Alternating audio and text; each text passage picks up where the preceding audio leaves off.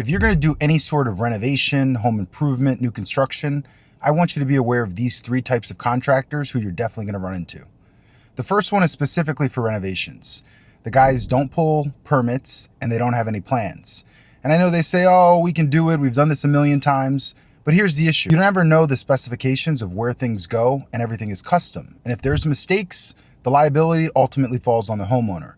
So you're going to get caught with this guy who says he can do everything. And ultimately, it's probably going to lead to disappointment, rework, and a lot of what we call change orders, which just means we're going to charge you to change what we messed up. And I say we, but no, I'm not part of that group. The next set of guys, and I like to consider myself this set, is the guy who works off of building plans and pulls permits. One, for the guy who pulls permits, every milestone of the job is like a point of pride. Every inspection is like checking off the list. I passed the test. I got it right. I followed specifications. There's no blame. There's no shame. You just know you did the job according to the plans. Everyone's happy. It's up to code. And if it needs rework or clarification, you go back to the designer or the engineer. And the last guy is the guy who has plans, but decides, I'm going to wing it. I'm going to change things out and I'm going to customize certain things because I don't want to follow the plans. And that too is wrong, because that guy believes, oh, I'll just talk to the inspector.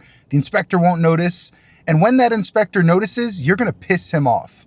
And once you piss him off, he could say, redo the drawings, rework the plans, tear it all out. And you don't want that. You're just going to piss a lot of people off, your customer, your client, and yourself, because, hey, you're liable. So in my old world where I came from in construction, I started in the no plans, no permits. My boss was like, hey, we break the rules. We do what we want. We're going to get by. They think they're saving money.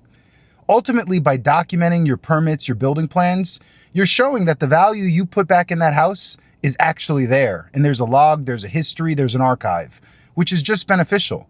Imagine selling a house later on and they look up and they say, hey, this was unpermitted, or hey, there was no documentation or fees paid for this. The next person or you are going to get hit with it, and that's ultimately liability. So you need to be careful. You're going to run into these characters. Be the guy in the middle. Pull permits, use plans, work with designers, work with engineers, work with the city. The city isn't your enemy. So don't be lazy, and make sure when you run into these three characters, you know which one you want to deal with.